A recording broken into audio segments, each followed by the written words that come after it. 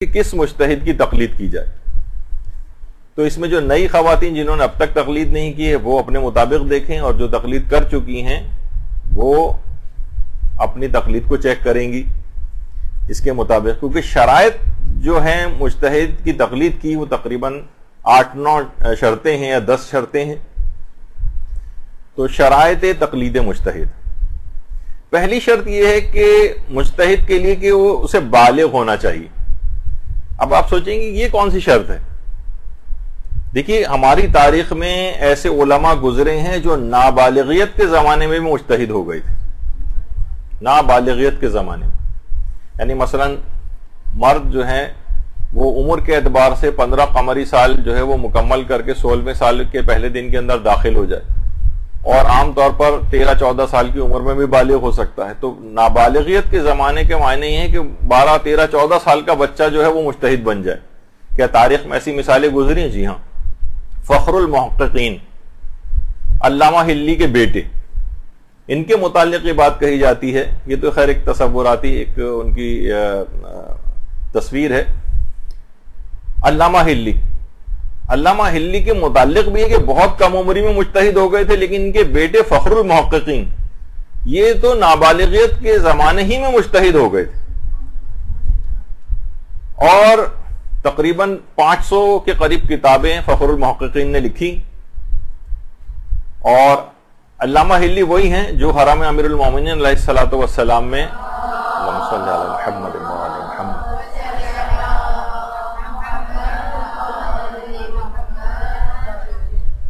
حرم امیر المومنین کے ایک صحن میں دفن ہیں، اور جو بھی وہاں جاتے ہیں زیارت کے لیے علامہ ہلی کی قبر. اچھا، علامہ ہلی کے اعتبار سے بتا دوں کہ کچھ علماء کے اندر ایک علماء تو ان میں تو نہیں، یعنی جو عام طور پر عام افراد ہیں ان کے اندر ایک غلط فہمی بعض اوقات ہو جاتی ہے کہ دیکھیے ابن فہد ہلی جو ہیں وہ الگ ہیں، علامہ ہلی جو فخر المحققین کے والد تھے یہ الگ ہیں، محقق ہلی جو ہیں وہ الگ ہیں، اور ایک اور عالم ہے ابن نماء ہلی وہ الگ ہے. سب کے نام کے آخر میں کیونکہ ہلی آ رہا ہے تو لوگ وہیں بھی ہلی نام دیکھ لیتے ہیں تو اس کو ہمیشہ ہر جگہ علامہ ہلی سمجھتے ہیں.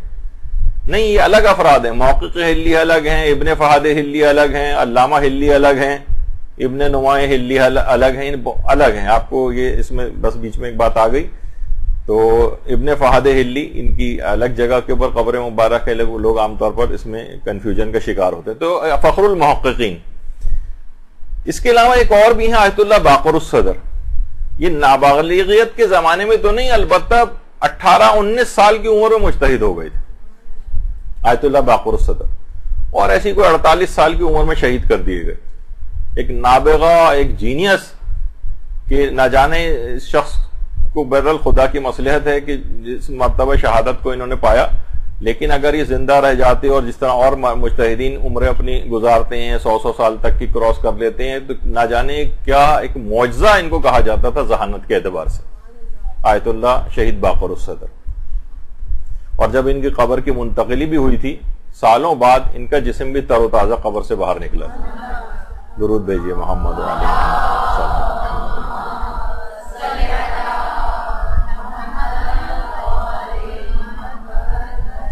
اچھا، اب جو بھی شخص نابالغ ہو اور اجتہاد کے درجے تک پہنچ جائے، وہ چاہے وہ علم میں تمام زندہ مجتہدین جو بالغ ہیں ان سے اوپر ہی کیوں نہ نکل جائے، اس کی تقلید نہیں ہو سکتی.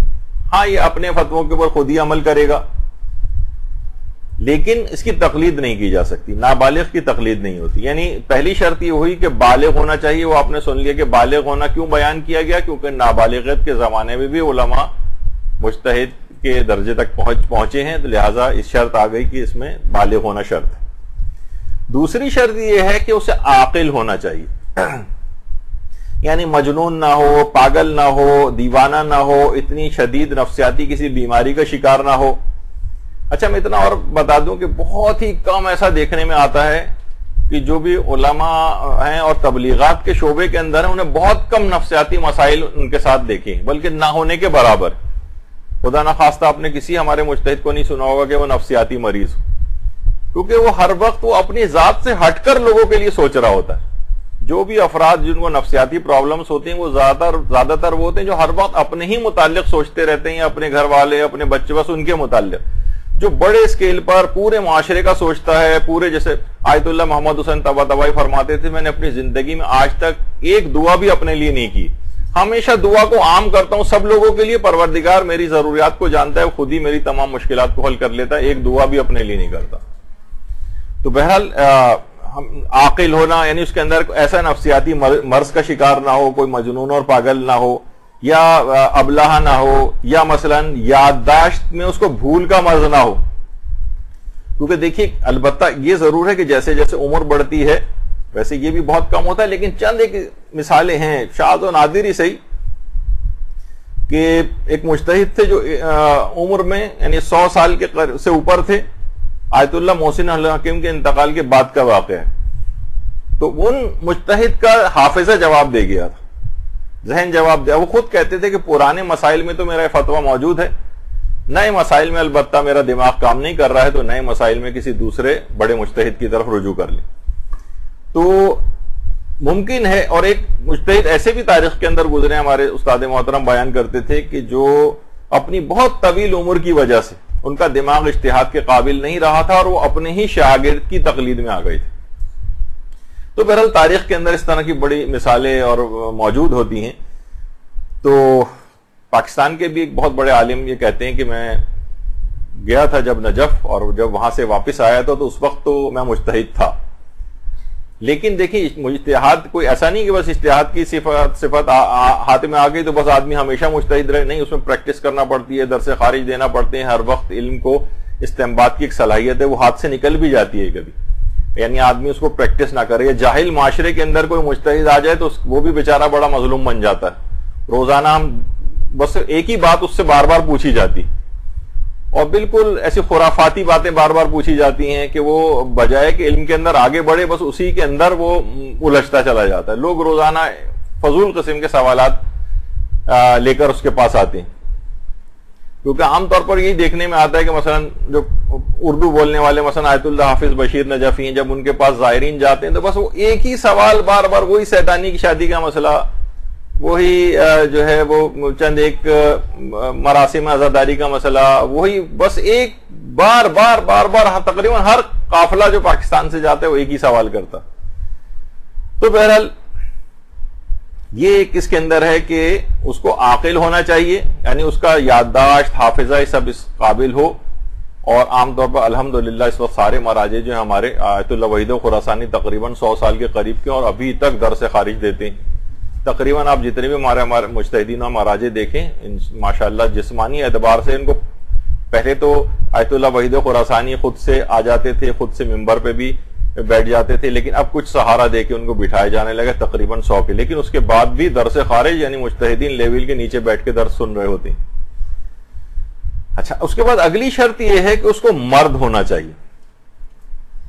ہمارے مجتہدین کی اچھی بڑی اکثریت اس بات کے قائل ہے کہ بہرحال جو اس کے اندر مسائل ہوتے ہیں اجتہادی عمل کے مرجع تقلید بننے کے حوالے سے، البتہ اس کے جو دلائل ہیں وہ الگ ہیں کہ مرد ہونا کیوں شرط ہے، کوئی عورت جو ہے اس کی تقلید کیوں نہیں ہو سکتی۔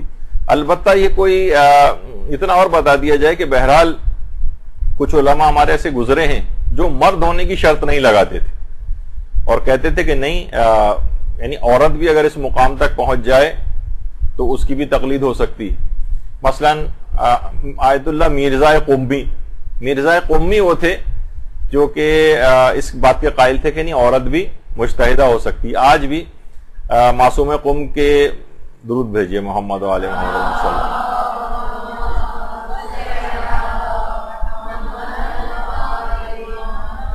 ان کے روضے سے بالکل متصل جو قبرستان شیخاں کے نام سے ہے، وہاں پر آیت اللہ مرزا قمی کی قبر مبارک بھی، یہ خود اس بات کے قائل تھے۔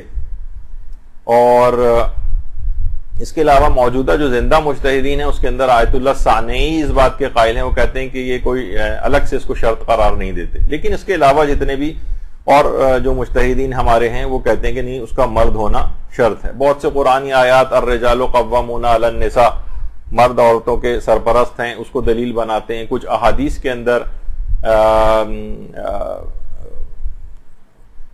کچھ احادیث ایسی آئی ہیں جس کے اندر اس بات کی نشاندہی ہوتی ہے کہ مرجع تقلید کو یا قاضی کو مرد ہونا چاہیے۔ تو بہرحال ابھی ہم استدلالی اس پہ تو نہیں جا رہے، کیونکہ بہت سی عورتیں بھی ایسی گزری ہیں جو درجہ اجتہاد پر تھیں. کتنے ہمارے علماء خاندان علماء کے ایسے گزرے ہیں جن کی والدہ بھی مجتہدہ تھیں، جن کی بیٹیاں بھی مجتہدہ تھیں، جن کی بہنیں بھی مجتہدہ تھیں.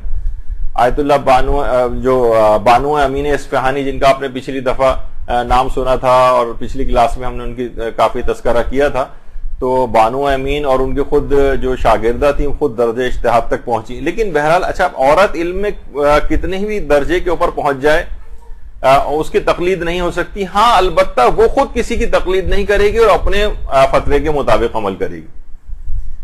تو اس کے اندر اگرچہ اس کی، کیونکہ عورتوں کی ذمہ داریاں اس وجہ سے نہیں کہ معاذ اللہ اسلام عورت کو کوئی حقیر سمجھتا ہے یا کسی طور پر، کیونکہ بہت ساری جو عورتوں کی مذمت کے حوالے سے اکثر مرد گھروں میں شرارت کے طور پر بھی ان احادیث کو اپنی بیویوں کے سامنے پیش کرتے ہیں کہ جس میں عورت کی مذمت ہوتی ہے. تو یہ دماغ میں یاد رہے کہ بہرحال وہ کچھ جو اس قسم کی احادیث آئی ہیں وہ کچھ خاص تناظر میں احادیث آئی ہیں. مثلا جنگ جمل ہو رہی تھی کہ اگر کسی عورت کی مذمت، کیونکہ مولا کی جو 63 سال کی زندگی تھی ہم دیکھتے ہیں اس کے اندر تو مذمت نہیں ہو رہی، صرف مثلا کچھ دنوں میں ایسی احادیث آئی ہیں تو لوگ فوراً سمجھ جاتے تھے کہ اگر ایک عورت کا نام لے کے مذمت کی جائے تو سمجھ میں آ جاتا تھا کہ اس سے کیا مراد ہے ان کی.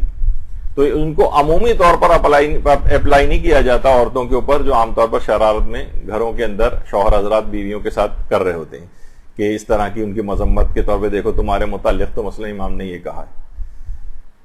تو اس کی جو اجتماعی طور پر گھریلو ذمہ داری ہیں اس لحاظ سے عورت ان چیزوں کو، ذمہ داریوں کو اٹھانا اس کے لیے مشکل ہو جاتا. اس وجہ سے اسلام نے اس طرح سے یہ کام مردوں کے سپرد کیا. اس کے بعد ایک اور شرط آتی ہے، شیعہ اثنا عشری ہونا چاہیے. اچھا یہ آج کل تو یہ مسئلہ نہیں، لیکن تاریخ کے اندر ایسے ادوار گزرے ہیں. مثلا چھٹے امام ہمارے امام جعفر صادق علیہ الصلوۃ والسلام،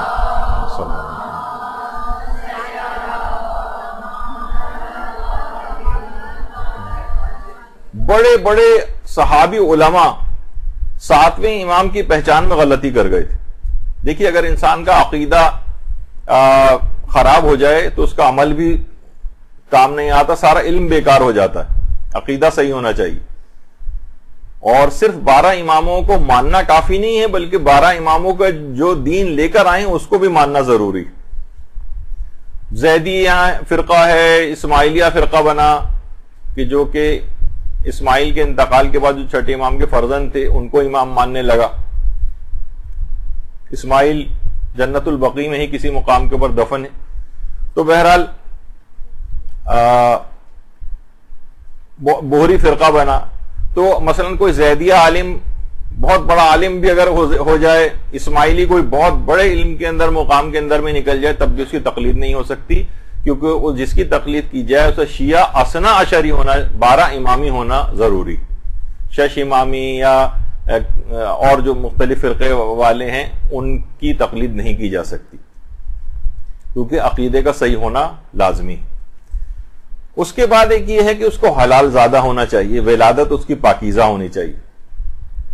دیکھیے اگرچہ اس قسم کے افراد، مثلا ہو سکتا ہے کوئی غیر حلال زادہ بہت علمی بڑے مقام تک پہنچ جائے اور تقوی کے اعتبار سے بھی بہت اوپر نکل جائے، اگرچہ یہ بات ہونا بہت شاذ ہے، بہت کم ہے، لیکن اس کو عام مومن والا اسٹیٹس ہی ملے گا، لیکن چند پابندیاں اس کے اوپر رہیں گی. مثلا مرجع تقلید نہیں بن سکتا، مثلا امام جماعت نہیں بن سکتا.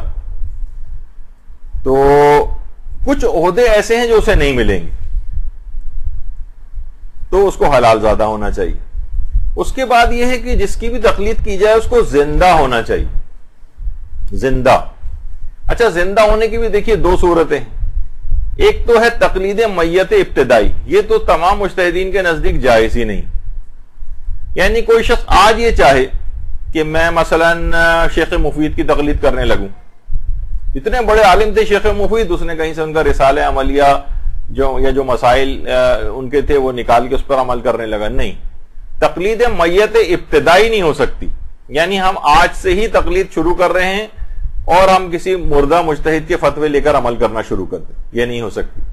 مثلا کوئی کہے کہ جناب میں تو آیت اللہ ابوالحسن اصفہانی اتنے بڑے مجتہد گزرے، تو آیت اللہ ابو الحسن اصفہانی یعنی جن کا پچھلی نشستوں میں امام زمانہ علیہ السلام سے ملاقاتوں کا واقعہ، صلی اللہ علیہ محمد،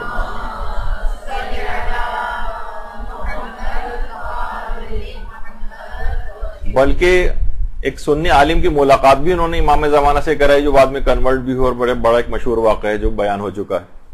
تو میں تو آیت اللہ ابو الحسن اصفہانی کی تقلید کروں گا؟ نہیں کر سکتا. کوئی کہے کہ آیت اللہ خوئی جیسا مرجے کہ آیت اللہ صادق روحانی فرماتے ہیں غیبت امام سے لے کر آج تک ان سے بڑا کوئی مجتہد نہیں گزرا، آپ کہیں میں تو ان کی تقلید کروں گا؟ نہیں، ان کی تقلید بھی نہیں کر سکتا. ابتدائی طور پر تقلید مردہ نہیں ہو سکتی. ہاں پھر کیا ہے؟ ایک مسئلہ کہلایا جاتا ہے بقا بر تقلید میت. بقا بر تقلید میت. ہاں اتنا اور بتا دوں، بیچ میں ایک بات آ گئی کہ ایک تھیوریٹیکل مسئلہ البتہ ہے، اگر کسی معاشرے میں کوئی زندہ مجتہد یعنی جتنے بھی زندہ علماء ہیں ان میں کوئی بھی درجہ اجتہاد تک نہ ہو تو پھر اس وقت مجبوری میں مردہ مجتہد کی تقلید کی جا سکتی ابتدائی طور پر. لیکن یہ بالکل ایک تھیوریٹیکل مسئلہ ہے، بالکل پریکٹیکل مسئلہ نہیں ہے. یہاں تو ماشاءاللہ علماء کی ایک کہکشاں ہے اور ایک سے ایک بڑھ کر مجتہد جو ہے وہ گزرا ہے، اور اب بھی ماشاءاللہ سینکڑوں ہزاروں کی تعداد میں جو ہے علماء اس طرح کے موجود ہیں. تو ایسا کبھی ہوا تو نہیں. ہاں البتہ اگر کوئی مجتہد انتقال کر جائے تو ایک جملہ مشہور ہے کہ اذا مات المفتی مات الفتوی، مفتی کے مرنے کے ساتھ ہی اس کا فتویٰ بھی فوت ہو جاتا ہے. تو فوری طور پر تو جیسے اگر کسی شخص کے مجتہد کا انتقال ہو، دیکھیے پہلی بات یہ بتا دی جائے کہ تقلید دیکھیے 3 وجوہات سے شروع ہوتی. نمبر 1 تو یہ کہ اگر کوئی شخص ابھی بالغ ہوا ہے یا ممیز ہوا ہے. ممیز بھی تقلید کر سکتا ہے، ممیز جو ابھی بالغ نہیں ہوا لیکن سمجھدار ہو گیا ہے، اس کی تقلید بھی صحیح ہے. یعنی اگر کوئی شخص مثلا بچہ ہے کوئی 13 سال کا 12 سال کا ابھی بالغ نہیں ہوا ہے لیکن یہ بھی تقلید کر سکتا ہے، اور اس کی تقلید صحیح سمجھی جائے گی. بالغ ہونے کے بعد نئے سرے سے اس کو تحقیق کی ضرورت نہیں اگر اس نے صحیح طرح سے ان شرائط کے مطابق تقلید کی. تو ایک شخص وہ ہے کہ جو ابھی بالغ ہوا ہے، اس کو تقلید کی ضرورت پیش آ سکتی ہے. یعنی تقلید 3 وجوہات سے شروع ہوتی ہے، تو ابھی بالغ ہوا ہے یا ممیز ہوا ہے. دوسرا ہے کہ اس نے ساری زندگی بغیر تقلید کی گزاری اور اب تقلید کرنا چاہ رہا ہے، یہ تقلید کا مسئلہ اس کو پیش آئے گا. اور تیسرا وہ ہے کہ یہ تقلید کرتا آ رہا تھا لیکن اس کے مجتہد کا انتقال ہو گیا، تو فوراً اس کو اعمال کو انجام دینے کے لیے نئے مجتہد کی تقلید ضروری، نئے مجتہد کی تقلید. اور پھر نئے مجتہد کی تقلید میں جانے کے بعد وہ اس کے فتوے کو جا کر دیکھے گا یا اس مجتہد سے پوچھے گا کہ میں اس مردہ مجتہد کے مسئلے پر باقی رہ سکتا ہوں یا باقی نہیں رہ سکتا. یعنی مجتہد کے انتقال کے فوراً بعد آپ کی ایک ذمہ داری آئے گی. فوراً بعد کیا ذمہ داری ہے؟ فوراً اسی لیے کے لیے علماء اکثر کہتے ہیں کہ عام طور پر اپنی زندگی میں اس کی تحقیق کر کے رکھنی چاہیے. ظاہر ہے جب احتیاط واجب کا ایک لفظ میں انشاءاللہ اصطلاحات کے اندر بیان کروں گا کہ اس میں ہم اپنے مجتہد نے اگر احتیاط واجب لگائی ہے تو ہم اس میں دوسرے بڑے مجتہد کی بات بھی مان سکتے ہیں. تو علم میں دوسرے بڑے نمبر پہ کون سا ہے وہ اس کا پہلے سے تحقیق کر کے رکھیں تاکہ خدا نہ خواستہ، ویسے پروردگار ہمارے مجتہدین کو صحت و سلامتی اور طول عمر عطا فرمائے مزید، لیکن دنیا کا ایک طریقہ ہے کہ علماء دنیا سے رخصت ہوتے ہیں، بعد میں نئے ان کی جگہ لیتے ہیں. تو آپ کو فوری طور پر یہ مسئلہ پیش نہ آئے، کیونکہ فوری طور پر مسئلہ یہ جب پیش آئے گا تو ایک دم سے گھبراہٹ ہوگی کہ آپ کو اعمال انجام دینے ہیں، تو آپ کس کی تقلید کریں؟ آپ نے تو کوئی تحقیق ہی نہیں تھی آپ کی. پھر ایک اور کمپلیکیٹڈ ایک مسئلہ بھی آ جاتا ہے اگر آپ نے پہلے سے تحقیق نہیں کی ہوئی ہے. تو ہمیشہ اپنی زندگی میں دوسرے بڑے مجتہد کی متعلق معلومات آپ اپنے پاس جمع کر کے رکھیں اور اس کا فتویٰ لے جا کے دیکھیں کہ وہ کیا کہتا ہے. اگر وہ کہتا ہے کہ مردہ مجتہد کی تقلید کر سکتے ہو تو پھر اچھا اب وہ 2 باتیں کہہ سکتا ہے. تھوڑا سا مسئلہ ٹیکنیکل ہو رہا ہے لیکن ایک دفعہ ہی آپ سمجھ لیں گی نا تو آئندہ جو مسائل شروع ہوں گے تو آپ کو پھر یہ مسئلے پیش نہیں آئیں گے، ورنہ بار بار ہمیں تقلید کے مسئلے کو سمجھانا پڑے گا. تقلید کے مسئلے عام طور پر تھوڑے سے ذرا بورنگ ٹائپ کے ہوتے ہیں، اور لیکن بہرحال علم حاصل کرنے میں اب تو آپ کو اس بات کا تیار رہنا چاہیے کہ اس میں بور مسئلے بھی آئیں گے. اچھا اب جیسے ہی مجتہد کا انتقال ہو اور آپ دوسرے مجتہد کی تقلید میں جائیں تو اس کے فتوے کو دیکھیں گے وہ مردہ مجتہد کی تقلید میں باقی رہنے وہ کیا کہتا ہے.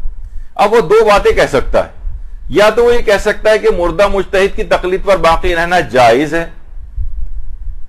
جیسا کہ امام خمینی کا جب انتقال ہوا تو لوگوں کی ایک تعداد نے, مثلا کچھ لوگوں کی تعداد نے یا بہت سارے لوگوں کی تعداد نے رہبر معظم, ویسے تو وہ اس کے بعد آیت اللہ عراقی کی تقلید میں لوگ گئے اور آیت اللہ گل پائیگانی کی تقلید میں بھی گئے, لیکن مثلا رہبر کی تقلید میں آنے کے بعد انہوں نے کہا کہ ہم کیا امام خمینی کے مسئلوں کے اوپر عمل کر سکتے ہیں, تو انہوں نے کہا کہ امام خمینی کے مسئلوں کے اوپر عمل کرنا ہے, ان کی تقلید پر باقی رہنا جائز ہے.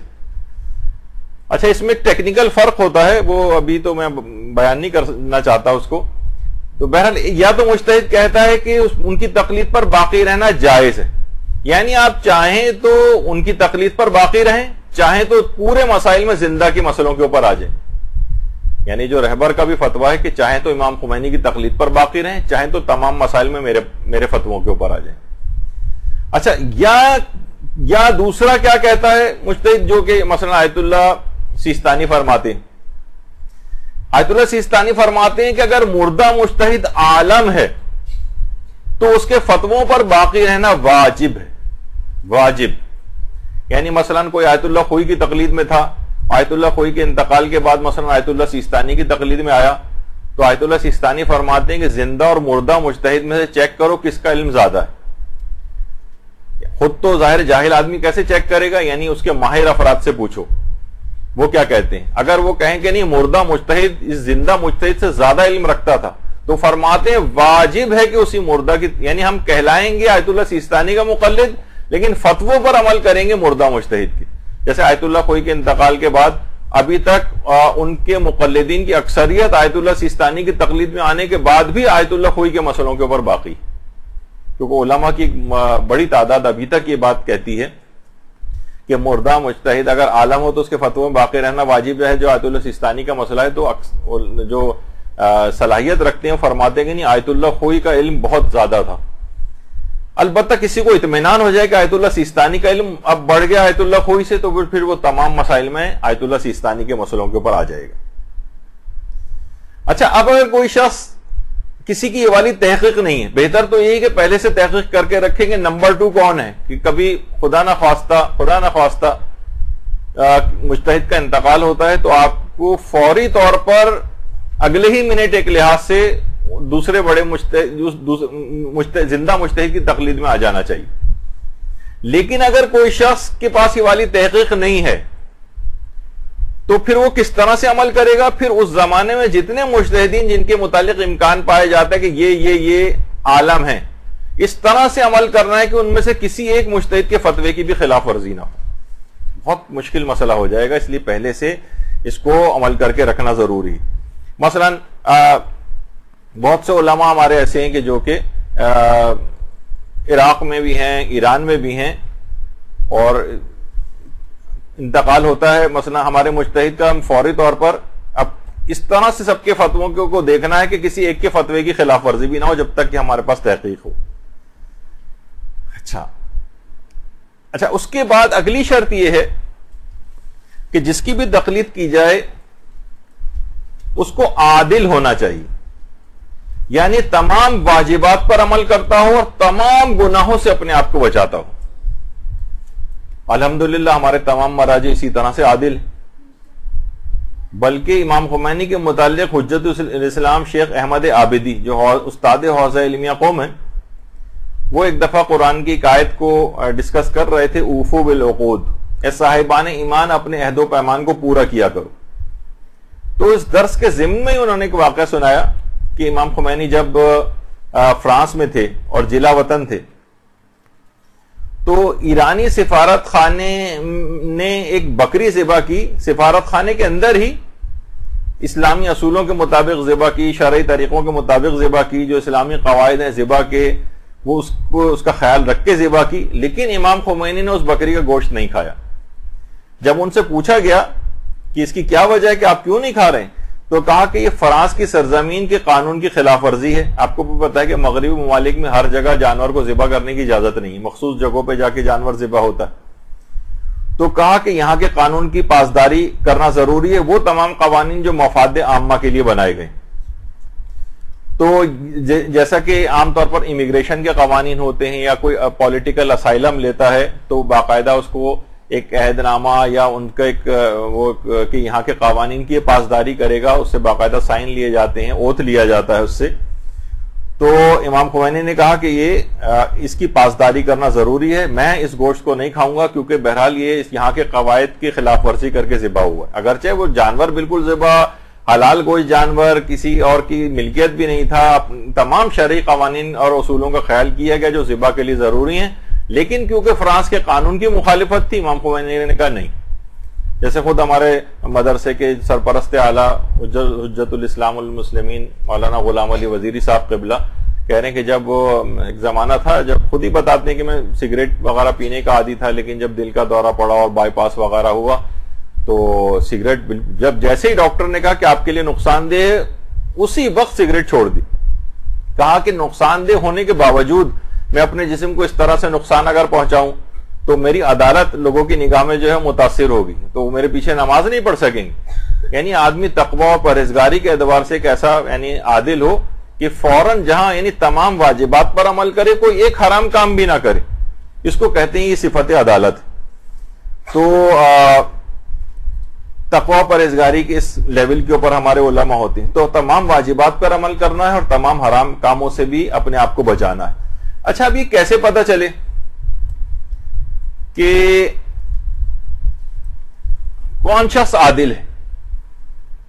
اچھا دیکھیے, فقط یہ مجتہد کی عدالت کا مسئلہ نہیں ہے, آپ الگ سے بھی اس کو یوں سنیں کہ عام زندگی میں بھی آپ کو بہت سارے عادل افراد کی گواہی درکار ہوتی. یہ صرف یہ نہیں کہ ہم صرف تقلید عالم مجتہد کو طے کر رہے ہیں تو اس میں اس کو عادل ہونا چاہیے. مثلا معاشرے کے اندر طلاقیں ہوتی ہیں, اس میں یہ ہے کہ دو عادل مردوں کے کان تک یہ اس کے طلاق کے صیغے جانے چاہیے.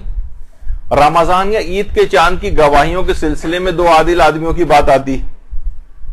اچھا, اگر دو عادل افراد یہ بات کہہ دیں کہ ہم نے گواہی دے دیں کہ ہم نے چاند کو دیکھا ہے, تو چاہے آپ کو یقین آئے یا نہ آئے ان کی بات کو ماننا واجب ہو جاتا ہے اگر انہوں نے گواہی دی عادلوں نے. البتہ کچھ شرائط اور احکام ہیں. تو اچھا, اب کیسے پتہ چلے گا کون شخص عادل ہے؟ تو وہ کوئی بھی واجبات میں سے کسی چیز کو چھوڑتا نہ اور کسی حرام کام کا ارتکاب نہ کرتا ہو.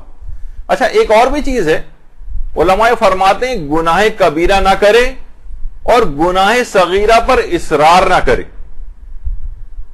دیکھیے, کبیرہ علماء فرماتے ہیں کبیرہ عام طور پر کہا جاتا ہے کبیرہ وہ گناہ ہیں جن کا ذکر قرآن کے اندر آیا ہے, یا خود جن گناہوں کے ساتھ لفظ کبیرہ آیا ہے.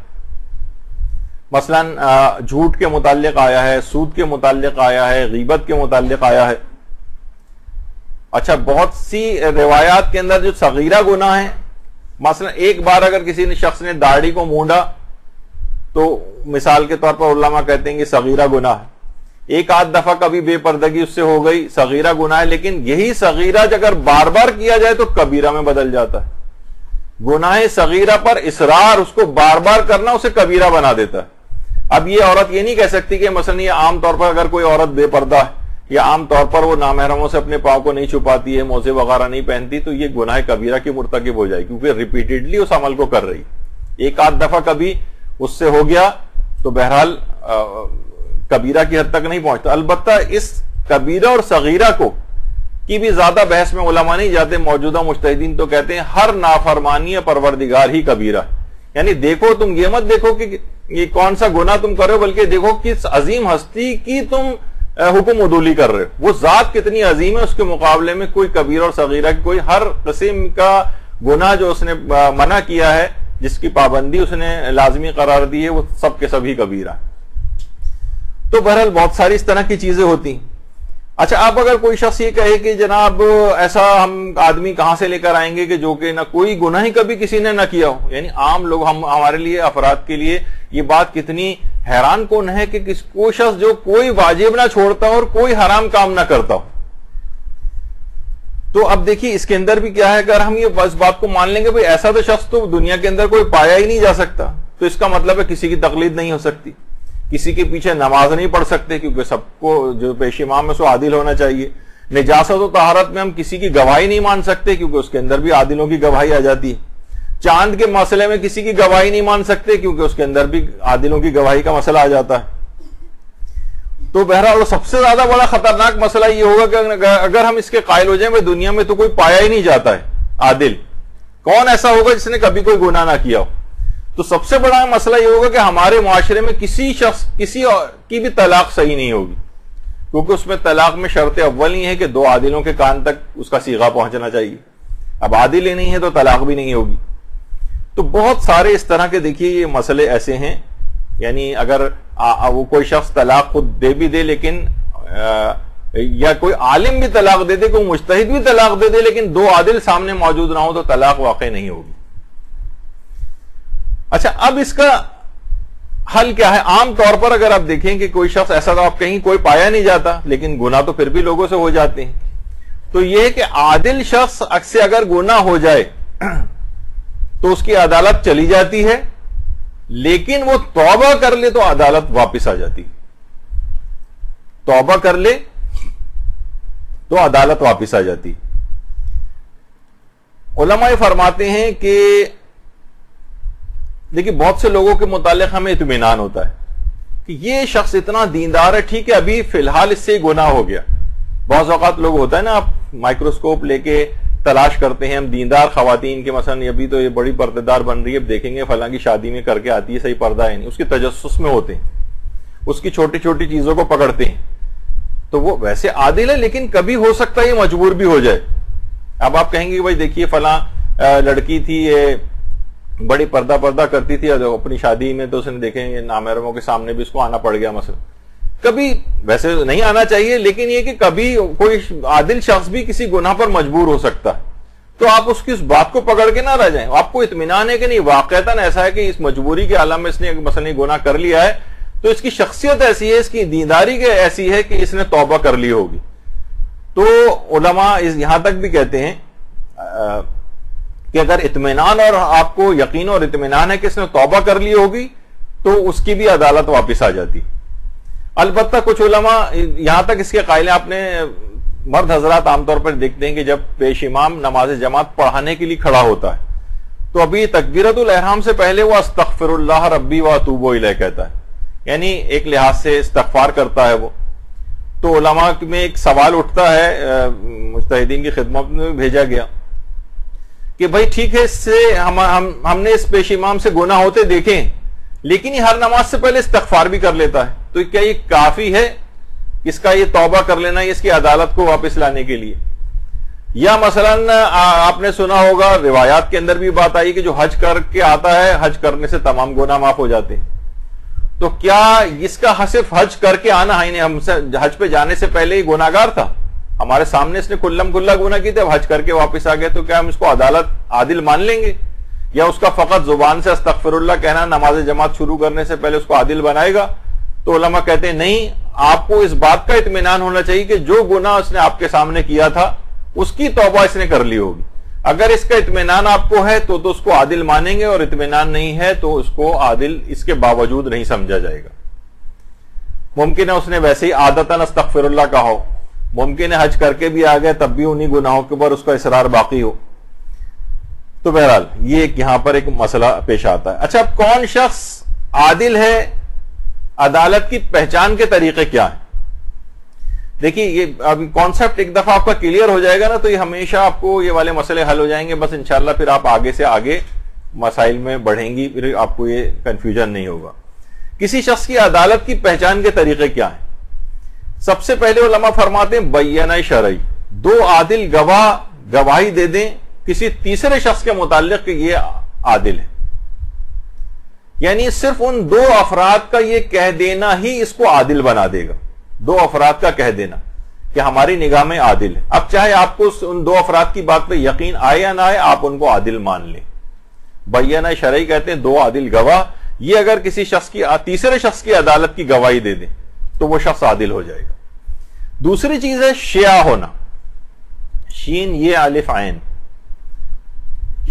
شایع ہونے سے یعنی پھیل جانا، یعنی کسی شخص کی عدالت کے متعلق اتنے سارے لوگ گواہی دیں. اچھا، ان اتنے سارے لوگوں میں اس بات کا امکان نہیں ہے، الگ الگ افراد ہیں، یہ بھی نہیں ہو سکتا کہ ان سب لوگوں نے میٹنگ کر کے جعلی طور پر کسی شخص کو یہ عادل بنا رہے ہوں. نہیں، اتنے اس کے اندر عادل بھی ہیں، اتنے سارے مجمع میں گناہگار بھی ہیں، عام مومنین بھی ہیں، عام افراد بھی ہیں، بے دین بھی ہیں، عادل بھی ہیں، سب کہہ رہے ہیں نہیں بھائی فلاں شخص تو عادل ہے. تو کسی شخص کی عدالت کی اتنی شہرت ہو جائے، عوامی شہرت، تو یہ بھی چاہے دو عادل الگ سے نہیں لیکن عام افراد سب اس کی عدالت کی گواہی دے رہے ہیں، تو یہ بھی عادل ہو جائے گا. دیکھیے، شیعہ ہونا چاند کے مسئلے میں بھی آتا ہے. اتنے سارے لوگ کہیں کہ ہم نے خود چاند دیکھا ہے. اب اتنے سارے افراد مل کر تو جھوٹ نہیں بول سکتے، الگ الگ علاقوں کے ہیں، الگ الگ محلوں کے ہیں، الگ افراد ہیں، دیندار بھی ہیں، بے دین بھی ہیں، چھوٹے بھی ہیں، بچے بھی ہیں، بڑے بھی ہیں، سب کہتے ہیں ہم نے دیکھا ہے. چاہے آپ نے نہیں دیکھا لیکن اس کے باوجود بھی کسی چیز کا اس طرح سے شائع ہو جانا. اچھا، بعض اوقات یہ ہوتا ہے کہ اس میں لوگوں کے یقین اور اطمینان کی کیفیت الگ ہو سکتی ہے. ہو سکتا ہے آپ کو 5 افراد کے بات کہنے پہ یقین ہو جائے، ہو سکتا ہے کسی کو 50 افراد کے اوپر یقین ہو. اتنے یعنی یہ ہر شخص کے یقین و اطمینان کی الگ کیفیت. تو یہ ہو گئی دو چیزیں جس سے کسی شخص کی بھی عدالت کا پتہ چلتا ہے. دو عادل گواہ کہہ دیں یا اس کی بہت زیادہ شہرت ہو جائے عدالت کی. تیسری چیز ہے، اس کو کہتے ہیں حسن معاشرت، یعنی اس کے بالکل ساتھ رہنے والے، اس کے بالکل قریب رہنے والے اس کی عدالت کی گواہی دیں. دیکھیے، دور رہنے والوں کو تو انسان پھر بھی دھوکہ کھا سکتے ہیں، لیکن گھر میں رہنے والے افراد، جیسے ایک صاحب کہتے ہیں کہ کسی شخص کی عدالت کی بالکل صحیح گواہی لینی ہے تو اس کی بیوی سے اس کی عدالت کی گواہی لی جائے. یعنی وہ تو بالکل ہی واضح طور پر تمام اس کے رازوں سے واقف ہوتی. مثلا یہ تو مثال کے طور پر بازرائے مذاق کی بات تھی، لیکن یہ کہ گھر والے کو انسان دھوکہ نہیں دے سکتا، رشتہ داروں کو قریبی عام طور پر دھوکہ نہیں دے سکتا، بعض اوقات محلے والوں کو بھی نہیں دھوکہ دے سکتا، لوگوں کو پتہ ہوتا ہے اس کے متعلق. یعنی کسی شخص کا حسن معاشرت، قریب رہنے والے افراد اس کی عدالت کی گواہی دیں. چوتھی چیز یہ ہے حسن ظاہر. نہ ہمیں دو عادلوں نے بتایا، نہ ہم نے اس کی عوامی شہرت کی کوئی بات سنی، نہ ہم نے اس کے کسی دوست، رشتہ دار یا قریبی پڑوسی وغیرہ اس کی بات کو ہم نے نہیں سنا، لیکن ہم نے اس کے ساتھ جو ڈیلنگ کی، اٹھے بیٹھے، تو ظاہری اعتبار سے وہ شخص کوئی گناہ نہیں کرتا ہے. اب کچھ پتا نہیں، مثلا ایک آفس میں کام کرنے والے 8-8 گھنٹے ایک ساتھ کام کرتے ہیں، وہاں پر وہ آدمی گناہ نہیں کرتا. اب ممکن ہے گھر جا کر کرتا ہو. بہت سے افراد کا کہا جاتا ہے کہ سیلز مینوں والا تقوی ہوتا ہے ان کا، آنکھوں میں سرما لگائے ہوئے ہیں، باجی باجی کر رہے ہیں، بات بات پہ قسمیں کھا رہے ہیں، بہت ہی عجزی اور انکساری کے ساتھ، انتہائی خوش اخلاقی کے ساتھ. وہی سیلز مین جب گھر میں جاتا ہے تو گھر میں سب سے بڑا فرعون مثلا ہو جاتا ہے. سب نہیں ہے ایسے، لیکن عام طور پر سمجھا جاتا ہے. تو حسن ظاہر یعنی ہم نے جو اس کے ساتھ ڈیلنگ کی، ہم اس کے ساتھ اٹھے بیٹھے، تو بظاہر وہ کوئی گناہ نہیں کرتا ہے. ہمارے سامنے اس نے گناہ نہیں کیا، 8 گھنٹے ہمارے ساتھ ہوتا ہے. تو ہو سکتا ہے گھر جا کے کرتا ہو. بہت سے اس طرح کے بھی فراڈ ہوتے ہیں کہ وہ اس وقت نہیں کر رہے ہوتے لیکن گھر جا کے ان کی بہت خرابیاں ہوتی ہیں. اب یہاں پر علماء کے 2 گروہ ہیں. ایک گروہ یہ ہے، وہ یہ کہتا ہے کہ ظاہری اعتبار سے کسی کا ٹھیک ٹھاک نظر آنا، چاہے ہمیں یقین اور اطمینان نہ بھی ہو، لیکن ہمارے سامنے اس نے کیونکہ کوئی گناہ وغیرہ نہیں کیا ہے تو یہ بھی اس کو عادل بنا دیتا ہے. امام خمینی کا یہی نظریہ تھا. امام خمینی کا یہی نظریہ تھا. وہ کہتے تھے حسن ظاہر بھی عدالت کو ثابت کرتا ہے. ظاہری طور پر اس نے کوئی گناہ میں کرتا نہیں نظر آ رہا ہے. دوسرا گروہ علماء، اس میں مثلا آیت اللہ خوئی بھی ہیں، اس میں آیت اللہ گل پائیگانی ہیں، کچھ اور مجتہدین بھی ہیں. وہ فرماتے ہیں کہ ظاہری اعتبار سے گناہ ہمارے سامنے نہیں کرتا ہے، لیکن اگر ہمیں اطمینان ہو رہا ہے کہ یہ گھر پہ جا کے بھی گناہ نہیں کرتا ہوگا یا عمومی زندگی میں بھی گناہ نہیں کرتا ہوگا، یہ اطمینان ہو رہا ہے اس کی تمام باتوں کو دیکھ کر، تو اس کو عادل مانیں گے. لیکن اگر اطمینان نہیں ہو رہا تو عادل نہیں مانیں گے. امام خمینی وغیرہ اس بات کے قائل تھے کہ حسن ظاہر سے بھی عدالت ثابت ہوتی. آقا کوئی فرماتے ہیں یا اور جو ان کے ہم خیال مجتہدین ہیں وہ فرماتے ہیں کہ جب تک ہمیں دلی طور پر یقین اور اطمینان نہ ہو تب تک ہم اس کو عادل نہیں مانیں گے. اچھا اب ایک چیز اور ہے جو بڑی دلچسپ ہے. عادل شخص کے لیے ایک چیز اور بھی، وہ یہ ہے کہ عادل کو تو آپ نے ابھی سنا کہ واجبات پہ اس کو عمل کرنا چاہیے اور کوئی حرام کام نہیں کرنا چاہیے، لیکن ایک چیز اور بھی ہوتی ہے، اسے کہتے ہیں منافی مروت کام. منافی مروت،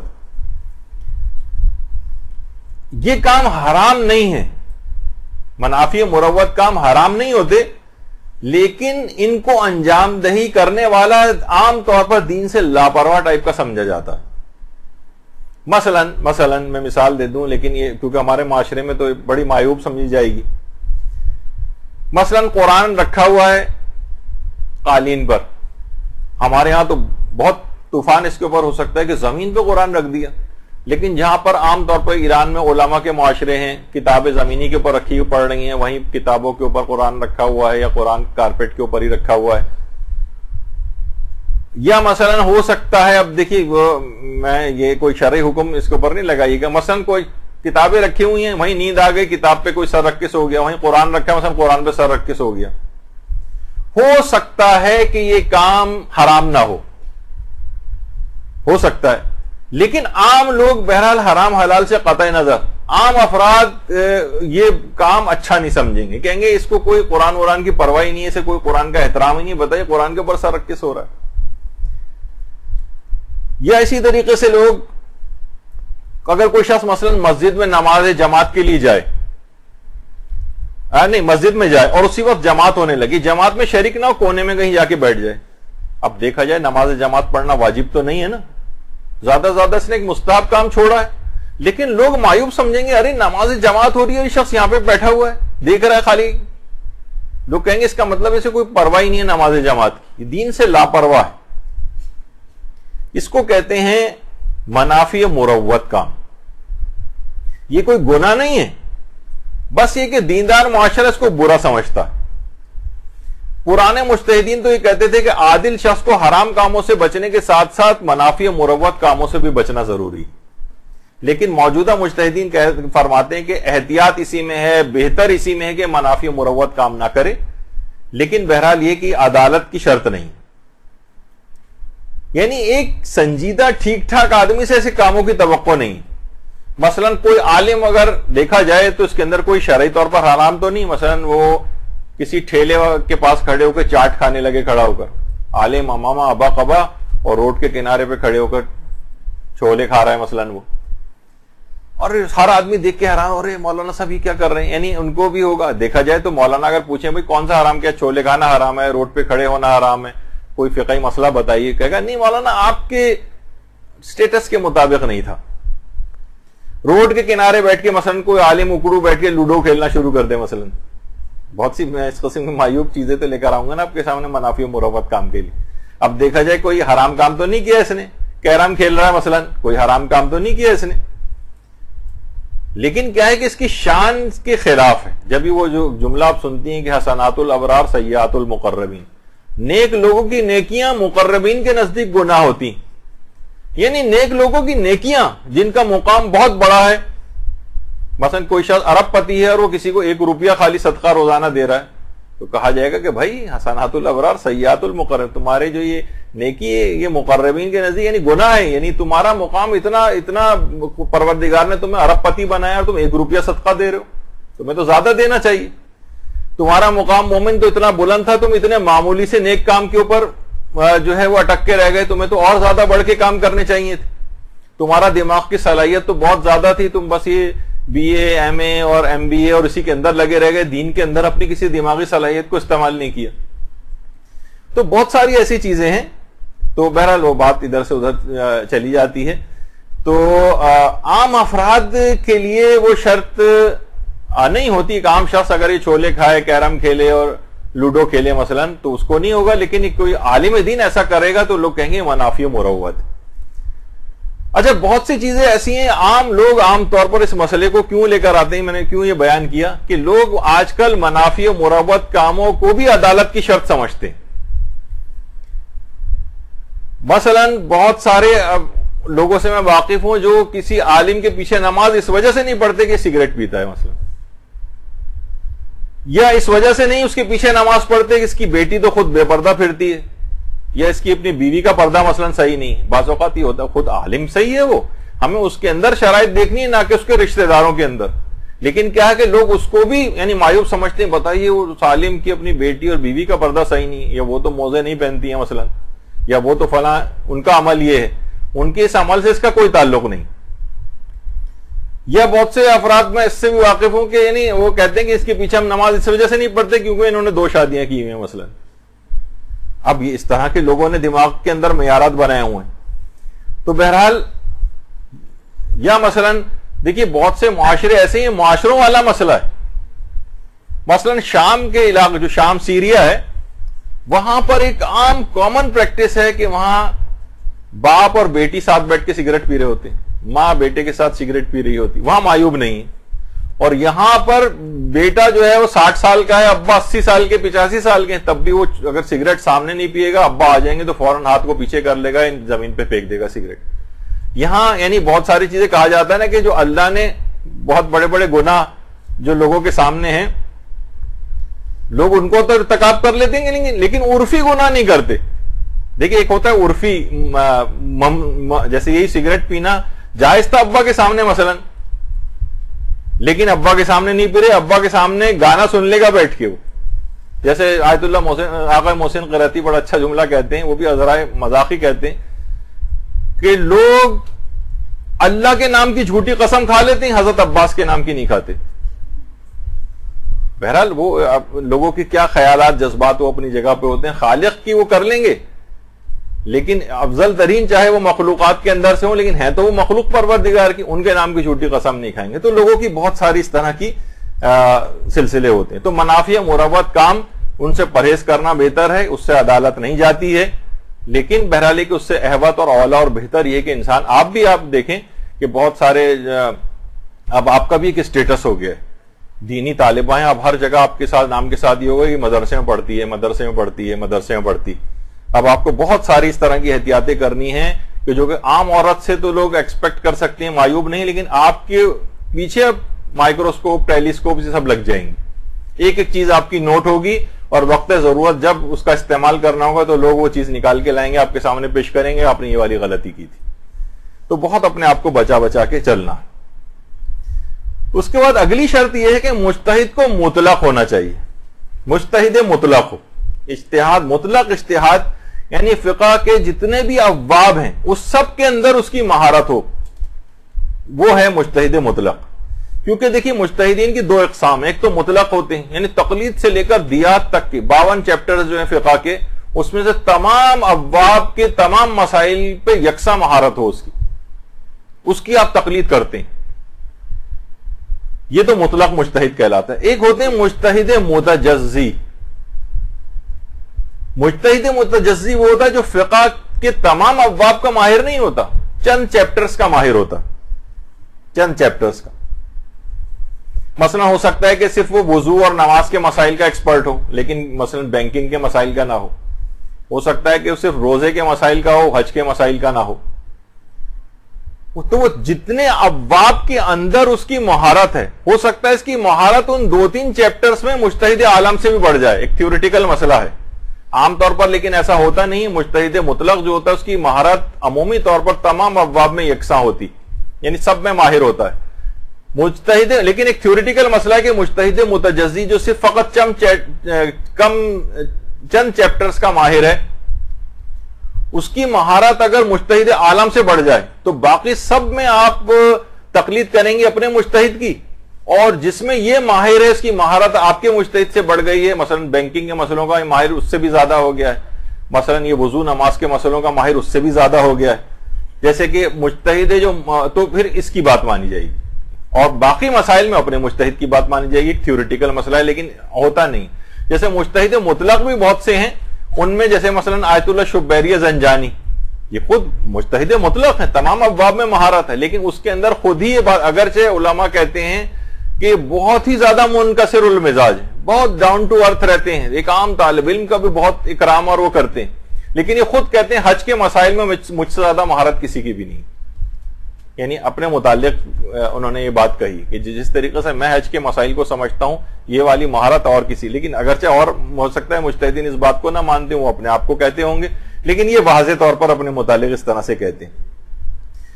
تو ابھی آپ نے دیکھا کتنی ساری شرطیں ہوئی جناب کہ اسے عاقل ہونا چاہیے, بالغ ہونا چاہیے, اور شیعہ حسن اشعری ہونا چاہیے, حلال زادہ ہونا چاہیے, اور عادل ہونا چاہیے, اور مجتہد مطلق ہونا چاہیے. اچھا, اب اس کے بعد ایک مسئلہ یہ پیش آتا ہے کہ یہ شرائط اگر ایک سے زیادہ مجتہدین میں پائی جا رہی, یہ تو بہت سارے مجتہدین میں شرطیں, یہ جو جتنی بھی آپ نے شرطیں سنی اس وقت تو ہمارے کتنے علماء کے اندر ہے, سینکڑوں علماء میں ہو سکتا ہے 20 علماء میں ہو, 50 علماء میں ہو, تو پھر کس کی تقلید کریں گے؟ اس کی تقلید کریں گے جو ان سب میں عالم ہوگا. اچھا, عالم کے معنی جو فقہی مسائل کے استنباط میں سب سے زیادہ مہارت رکھتا ہو. اچھا, ممکن ہے کہ کوئی شخص تفسیر میں بہت ہو جائے, مثلا آیت اللہ محمد حسین طباطبائی صاحب تفسیر المیزان, آپ کہیں وہ تو اتنے زبردست تفسیر, ان جیسی تفسیر کسی کی نہیں ہے, تو ہم ان کی تقلید کر لیں. نہیں, تقلید ان کی نہیں ہو سکتی. ہو سکتا ہے کوئی عالم تاریخ کا بہت بڑا عالم ہو جائے, نہیں, تاریخ میں بھی نہیں چلے گا. ہو سکتا ہے کوئی علم حدیث کا بہت بڑا محدث ہو, اس کی بھی تقلید نہیں ہو سکتی. جس کی فقہی مہارت سب سے زیادہ ہو, فقہی استنباط کی صلاحیت مسائل فقہ کی, اسے کہتے ہیں عالم. اچھا, اب کیسے پتا چلے گا کس کا علم زیادہ ہے؟ کون بتائے گا؟ ہم خود تحقیق کریں گے یا کسی بہت جو ان علوم باتوں کو سمجھتے ہیں جنہیں اہل خبرہ یا اہل خبرہ کہا جاتا ہے. دیکھیے, اہل خبرہ یا اہل خبرہ ایک اصطلاح ہے. یہ افراد یا تو خود مجتہد ہوتے ہیں یا قریب الاجتہاد ہوتے ہیں. یہ کسی کی بھی عالم ہونے کی گواہی دے سکتے ہیں. یعنی سال ہا سال سے مجتہدین کے درس خارجوں کے اندر بیٹھتے ہیں. کوئی 20 سال سے بیٹھا ہوا ہے, کوئی 30 سال سے بیٹھا ہوا ہے, کوئی 40 سال سے بیٹھا ہوا ہے, اور مختلف مراجع کی سب کی ان کی واقفیت رکھتے ہیں کہ کس کا علم زیادہ ہے, کس کا کم ہے. اچھا, یہ گواہی دے سکتے ہیں, ان سے ہی جا کر پوچھنا ہے. اچھا, بعض اوقات لوگ اب کیونکہ قافلے جانے لگے ہیں نا, تو آیت اللہ سیستانی سے بھی جا کر پوچھتے ہیں کہ ہم آیت اللہ خوئی کی تقلید میں تھے, یا کوئی تقلید نہیں بھی کرتا اور گیا تو جا کے آقا سیستانی سے پوچھتا ہے کہ کیا ہم آپ کی تقلید کر سکتے ہیں؟ تو آیت اللہ سیستانی فرماتے ہیں کہ اہل خبرہ سے جا کر پوچھو, مجھ سے نہیں پوچھو. یعنی وہ تو ایک لحاظ سے خود پارٹی ہے نا. یعنی آپ جیسے کوئی عدالت کے اندر کوئی مجرم پیش ہو, وہ کہے گا گواہ پیش کرو کہ تم بے گناہ, وہ کہے گا میں خود گواہ ہوں, تو اس کی بات تھوڑی مانی جائے گی. تو ویسے سارے مجتہدین جو ہیں جن کی تقلید ہوتی ہے وہ اپنے آپ کو عالم ہی سمجھتے ہیں, کیونکہ بہت سے لوگ, اچھا کبھی آغا سیستانی نے یہ بھی کہا ہے, اور کبھی لوگوں نے ان سے جا کر پوچھا کہ مثلا ہم آیت اللہ خوئی کی تقلید میں تھے, ان کا انتقال ہو گیا, اب کیا ہم آپ کی تقلید میں آ جائیں؟ تو کبھی تو وہ کہتے ہیں اہل خبرہ سے جا کے پوچھو, اور ریٹن فتوے تو سارے یہی آتے ہیں. اور کبھی وہ یہ کہتے ہیں کہ ہاں میری تقلید میں آ جاؤ.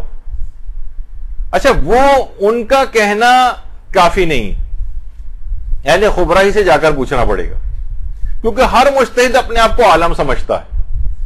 جیسے آیت اللہ حافظ بشیر نجفی سے بھی جا کر پوچھا, بلکہ ان کا تو تحریری فتویٰ بھی ہے کہ اگر کوئی شخص یعنی ان سے اگر پوچھے کہ وہ کہتے ہیں کہ میں اگر مجھے 1% بھی امکان یہ ہوتا کہ مجھ سے زیادہ کوئی علم رکھتا ہے تو میں اپنی توضیح المسائل ہی نہیں چھاپتا. ہر مجتہد کا یہ ہے کہ وہ اپنے آپ کو عالم سمجھتا ہے, جبھی اس نے توضیح المسائل لکھی ہوئی ہے, جبھی وہ لوگوں کے فتوے اپنے پیش کرتا ہے عمل کے لیے کہ یہ میری تحقیقی ہے, اس پہ آپ عمل کریں. تو لیکن اہل خبرہ سے پوچھنا ہے وہ جو 30 40 سال سے بیٹھے ہوئے, یا تو خود مجتہد ہیں یا قریب الاجتہاد ہیں, یہ گواہی دے دیں. اچھا, اب ہم کوئی ابھی تقلید کرنا چاہ رہا ہے آپ میں سے, وہ کہاں ڈھونڈے گی اہل خبرہ کون ہے؟ اب اگر ان کا نام بتا بھی دیے جائیں کہ جناب یہ ہیں اہل خبرہ, تو آپ کہیں گے ہماری تو ان تک رسائی نہیں ہے. تو پھر آپ پاکستان میں ایسے علماء سے دریافت کریں کہ جن کی اہل خبرہ تک رسائی ہو, یا جو اہل خبرہ سے پہلے سے تحقیق کر چکے ہوں, ان کی تحقیق آپ کو بتا دیں, وہ اپنی تحقیق آپ کو بتا دیں کہ ہم نے تحقیق کی ہے, مثلا آغا سیستانی کا علم زیادہ ہے, ہم نے تحقیق کی ہے مثلا فلاں مجتہد کا علم زیادہ ہے. تو آپ ان کی بات بھی مان سکتی. اچھا تو اب اگلی شرط یہ ہے، یعنی عالم ہونے کی شرط تھی، اور عالم کی تحقیق کس سے کرنی؟ اہل خبرہ سے کرنی. اہل خبرہ نہیں ملے تو ایسے علماء سے کرنی جن کے اہل خبرہ سے رابطے ہیں، جو تحقیق کر چکے ہو. اچھا اس کے اندر ان افراد سے بھی پتہ چل سکتا ہے کہ مثلا جو تحقیق پہلے سے کر چکے ہیں، مثلا بیوی شوہر کی تحقیق پہ بھروسہ کر سکتی.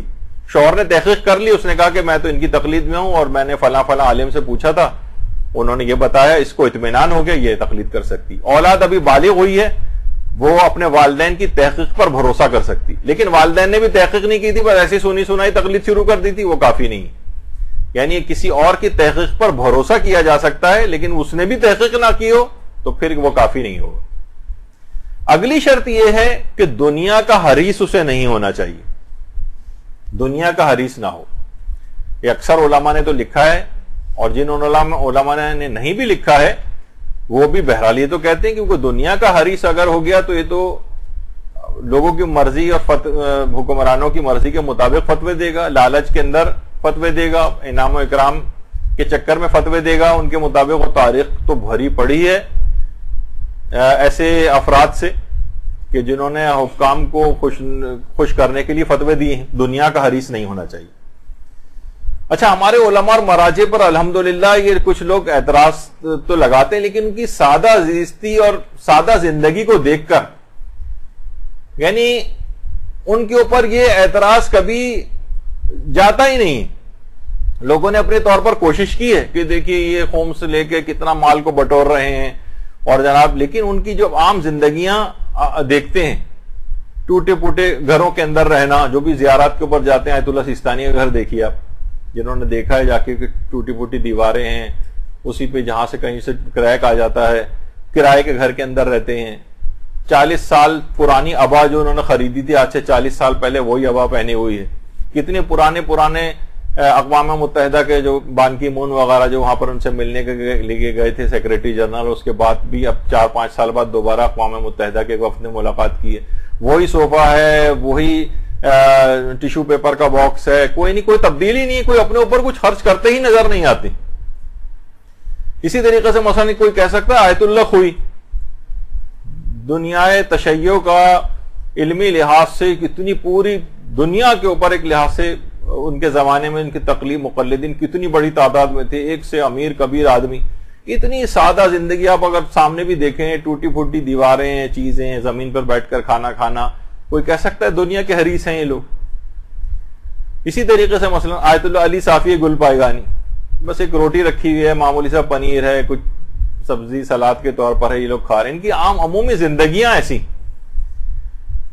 اچھا اب کیونکہ اس موضوع سے متعلق ہی ہے تو یہ والا جو اعتراض ہے اس پر ایک زمانے میں جب خمس کے ہم نے لیکچرز لیے تھے، اس کے اندر ان مجتہدین کی زندگی کے متعلق بتایا تھا کیسے زندگی گزارتے ہیں.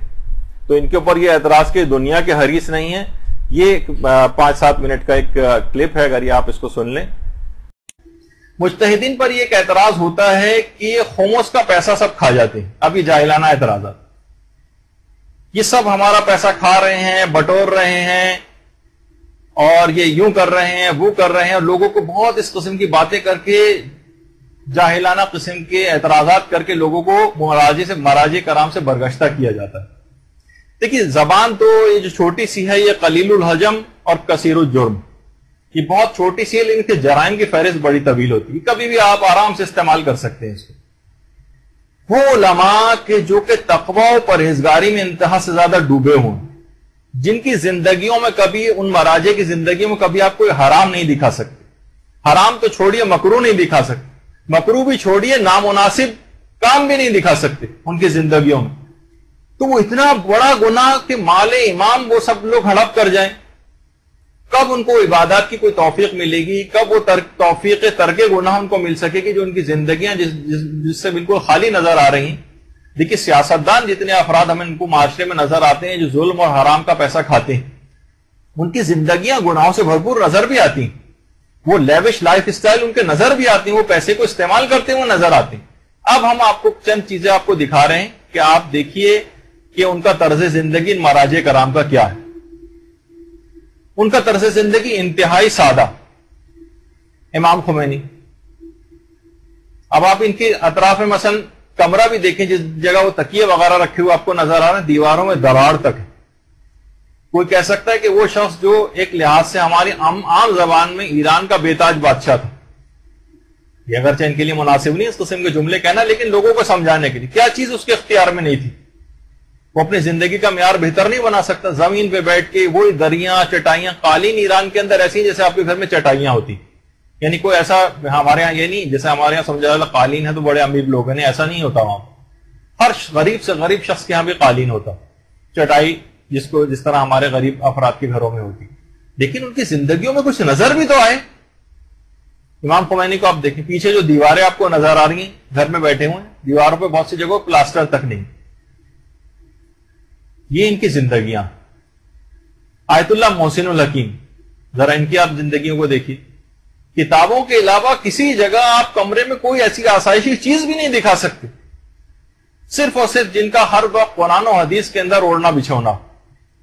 یہ دیکھیے آیت اللہ محسن الحکیم کا کمرہ، زمین کے اوپر بیٹھے ہوئے ہیں، وہیں وہ کیتلی رکھی ہوئی جس میں سے قہوہ وغیرہ نکال کے پیتے ہیں. وہ جو کوئی شیلف بھی نہیں ہے جس کے اندر وہ کوئی دوا، کوئی چیز، کوئی مہر، اپنی سب چیزیں رکھنے، بلکہ دیوار کا ایک کارنر سا باہر نکلا ہوا ہے اور اسی کے اوپر ہی اپنی چیزیں رکھی ہوئی. عام سادہ ترین زندگی. آیت اللہ حسین بروجردی، یہ دیکھیں ان کی زندگی، انتہائی سادہ ترین زندگی. وہ افراد کے جن کے پاس واقعی اتنا پیسہ پوری دنیا سے مال امام کا اور خمس کا آتا ہے، جس کو وہ تبلیغات اور مصارف دینیا میں خرچ کرتے ہیں. جیسے پیغمبر کے پاس پورے جگہ تمام جگہوں سے آتا تھا، ائمہ معصومین کے پاس ہر جگہ سے جمع ہو کے آتا تھا، ان مصارف میں خرچ کیا جاتا تھا. اپنے اوپر نہیں خرچ کرتے تھے، ضروریات زندگی کے مطابق لیتے تھے، باقی سب عامت المسلمین پہ خرچ ہوتا تھا. آیت اللہ حسین بروجردی، ساتھ میں جو بیٹھے ہیں ملا تقی فلسفی. اچھا، اسی طریقے سے آیت اللہ فاضل الانکرانی، ان کے پاس کہیں کوئی چیز نہیں نظر آئے گی، کوئی عیش و عشرت والی چیز نہیں، صرف وہی کتابیں. آپ کوئی اور ایسی آپ چیز کسی جگہ سے نہیں نکال کے دکھا سکتے. آیت اللہ ثانوی. اس کے علاوہ یہ بھی آیت اللہ حسین بروجردی. اطراف میں دیکھتے ہوئے پتہ چل رہا ہے کہ سادہ ترین زندگیاں ان لوگوں کی تھیں، سادہ ترین. آیت اللہ علی آقا قاضی، جو آیت اللہ بہجت کے بھی استادوں میں سے تھے، اور آیت اللہ محمد حسین طباطبائی کے استادوں میں سے تھے عرفانیات کے. یہ ان کا گھر نجف. یعنی انتہائی قریب ترین افراد کے لیول کے اوپر اس طریقے سے ائمہ معصومین علیہ السلام ہوا کرتے تھے کہ قریب ترین افراد کے لیول کے اوپر زندگیوں کو بسر کرتے تھے. سیدھے ہاتھ سے دوسرے آیت اللہ میلانی، اور جس جگہ وہ بیٹھے ہوئے وہاں پہ بھی آپ دیکھیں دروازوں کے مثلا وہ شیشے تک ٹوٹے ہوئے. یعنی جب غربت، یعنی جو وہ افراد کے جن کے پاس خمس کا مال آتا ہے اور آپ کہہ رہے ہیں وہ سارا مال ہڑپ کر رہے ہیں، تو وہ نظر بھی آتا ہے نا کہ مثلا کوئی اپنا لیوش لائف سٹائل پہ خرچ کر رہا ہے اور اپنے وہ بنا رہا ہے، اور غیر ملکی تبلیغی دوروں پر جا کے مثلا یورپین کنٹریز اور اسکینڈینیوین کنٹریز میں جو جا کے جو اس کو خرچ کرتا ہوا نظر آ رہا ہے. کہیں کوئی ان کی شخصیت میں کوئی حرام کے پوری دنیا مائکروسکوپ لگا کے ان مراجوں کو دیکھ رہی کہ کہیں کوئی غلطی نظر آئے تو ہم اس کو اچھالیں.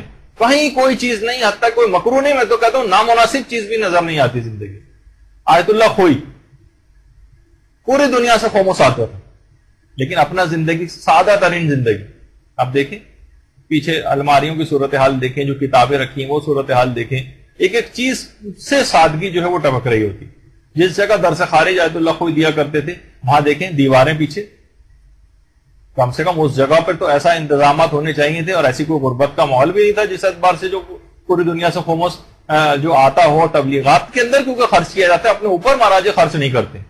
آیت اللہ جواد انصاری حمدانی، جس جگہ نماز پڑھا کرتے تھے، وضو پیچھے آپ حالت دیکھیں کہ ہمارے غریب سے غریب افراد کے گھر بھی اس طرح سے عام طور پہ نہیں ہوتے جیسے مہاراجے کرام کے گھر. آیت اللہ سید محمد شیرازی، پیچھے آپ دیکھیں کہ دیوار کا رنگ اور وہ تمام اکھڑا ہوا ہے، جس اعتبار سے سادہ ترین زندگیاں جو ہیں گزارتے. آیت اللہ سیستانی، جو افراد بھی زیارت پہ جاتے ہیں اور ملاقات کرتے ہیں وہ دیکھتے ہیں، تو پیچھے آپ دیکھیں سادہ ترین بس صرف کتابیں ہیں، وہ بھی کوئی شیلف بھی الگ سے نہیں ہے، دیواری کا ایک کونا جو ہے وہ ذرا باہر کو نکلا ہے، اسی کے اوپر ساری کتابیں وغیرہ رکھی ہوئی. اور ہمیشہ وہی فرشی نشست، کوئی ایسی چیز، کوئی ایک چھوٹی سے چھوٹی چیز بھی آپ نہیں بتا سکتے جو غیر ضروری وہاں پر. آیت اللہ علی خامنائی رہبر معظم، ان کے والد کا گھر ہے. کتنا لیوش ہونا چاہیے تھا اصولاً دنیا کے اعتبار سے، لیکن اپنے اوپر استعمال نہیں کرتے. یہ خود ان کا اپنا گھر، بالکل ایک عام سے ایرانی کا گھر جو ہوتا، بالکل عام گھر، یہ جس جگہ بیٹھ کے پڑھتے ہیں بس وہی کتابیں ہیں، وہی، کوئی ایسی الگ سے کوئی چیز نہیں. اور یہ خود ان کا اپنا گھر جو 60 سے 70 میٹر سے زیادہ جو جس کا طول و عرض بھی نہیں ہے، اور یہ سادہ ترین گھر. کوئی کہہ سکتا ہے کہ یہ اتنی سادگی ہونی چاہیے؟ کسی کے اندر تو چیز نظر آئے کہ صرف زبان کو ہلا دیا فقط ہم نے کہ اس کا پیسہ بٹور جاتے ہیں ہمارا اور ہضم کر جاتے ہیں، اور کیسے نکال کر دیں گے جو چیز ہضم ہو چکی ہوگی پہلے. اتنے ایسے الفاظ کہ آپ کو پڑھ کے آپ کا خون کھول جائے. آیت اللہ حسن مدرس یہ استفتات کے جوابات دے رہے، سارے خطوط پوری دنیا سے آئے. اب کپڑے ان کے دیکھیں، سادہ ترین زندگی، ائمہ معصومین علیہ السلام کی زندگی یاد آ جائے. جس سے یہ جنہوں نے قوم کا حوض علمیہ قائم کیا تھا، آیت اللہ عبد الکریم حائری، ان کا گھر. کوئی کہہ سکتا ہے جس نے قوم کا حوض علمیہ قائم کیا ہو، کتنی بااثر اس کی عام طور پر مراجع کی شخصیات بھی بااثر ہوتی ہیں، کتنے فائدے حکام وقت سے معاذ اللہ جو ہے وہ لے سکتے ہیں. جو کہ میں نے کہا تھا کہ اسلام کی سیاست الہیہ جو ہے وہ یہی ہے اس کے اندر کہ کسی کا محتاج نہیں ہونا پڑے. آپ کوئی آپ کو بلیک میل نہیں کر سکے، جو پیسے آپ کو دے گا کل کو اپنی شرطیں بھی رکھواتا ہے. پھر تو اسلام نے ایسا مضبوط سسٹم بنا کے دیا کہ مہاراجے نہ کبھی بکے ہیں، نہ جھکے ہیں، نہ کسی سے بلیک میل ہو، نہ ان کو کبھی مانگنے کی ضرورت پیش آئی. آیت اللہ عبد الکریم حائری کا گھر، یہ آیت اللہ دستے غیب شیرازی کا گھر، یعنی سمجھے بالکل کچا بنا ہوا، پکی چھت تک اس لحاظ سے نہیں ہے، بس اس کے اوپر لکڑیاں وغیرہ رکھ کے جو اس طرح سے ڈھانپ دیا گیا. آیت اللہ باقر الصدر، پوری زندگی آپ کسی بھی عالم کو اٹھا کر دیکھیں. یہ آیت اللہ شیخ جواد تبریزی، سادہ سا گھر، وہی نیچے بیٹھے ہوئے ہیں، فرشی نشست، کوئی چیز ایسی نہیں ہے، بالکل ایک عام سا ایک گھر ایک غریب آدمی کا جو جس طرح سے ہوتا. تو بہرحال دیکھیے تمام یہ علماء، ان کی زندگیاں، یہ صرف کہنا زبان سے، اگر آپ، بلکہ میرے پاس تو وقت نہیں، 3-4 گھنٹے آپ اور مجھے دے دیں اگلی دفعہ، اور آپ نہیں دیں گے اور نہ میں اس لحاظ سے آپ کا وقت ضائع کروں گا، لیکن اگر کبھی ہو جائے تو 3-4 گھنٹے صرف آپ کو ان کی زندگیوں کی تصاویر دکھا کے جب آپ کو پتہ چل جائے کہ واقعی ان کی کیا زندگی ہے، کہ ہم صرف اتنے الزامات سن لیتے ہیں لوگوں کے، اور لوگوں کی اس طرح کی باتیں، اور یہ سب مولوی حضرات اور یہ مجتہدین ہمارا پیسہ کھا جاتے ہیں. درود بھیجیے محمد و آل محمد.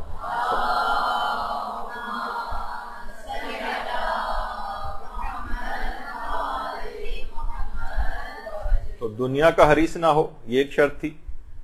اور آپ نے دیکھا تو اجتہاد و عالمیت کی ہم ان تمام شرائط کی کس سے تحقیق کریں، وہ آپ نے بھی سن لیا کہ اہل خبرہ سے تحقیق کرنی ہے. اچھا، جب آپ تحقیق کریں گے تو اس کے 3 نتیجے نکل سکتے ہیں. تحقیق کے 3 نتیجے نکلیں گے.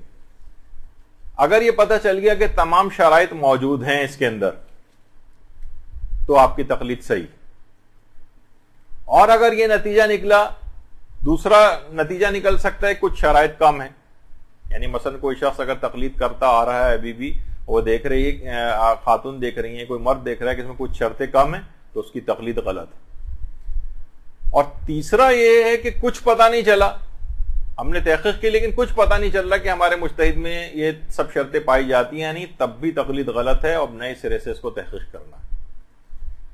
تو خیر آج کل تو یہ مسئلہ اتنا زیادہ نہیں پیش آتا اور بالکل واضح طور پر تعین ہو جاتا ہے علماء سے تحقیق کے نتیجے میں. تو آج ہم نے صرف مجتہدین کی شرائط کے اوپر کچھ بات کی، ایک خاکہ سا، اگرچہ اس کے اندر بھی ضمنی مسائل کافی تھے، لیکن فی الحال اتنی اس کی ضرورت نہیں. انشاءاللہ تقلید ہی کے 1 یا 2 نشستیں اور ہوں گی، تاکہ اس کے اندر آپ کو ایک دفعہ سارے مسئلے کلیئر ہو جائیں گے. تقلید کے سلسلے میں پھر مرحلے وار ہم فقہی مسائل کے اوپر اپنی گفتگو آگے جاری رکھیں گے. وصلی اللہ علی محمد وآلہ الطیبین الطاہرین. برحمتک یا ارحم الراحمین، وصلی اللہ علی محمد وآلہ الطاہرین.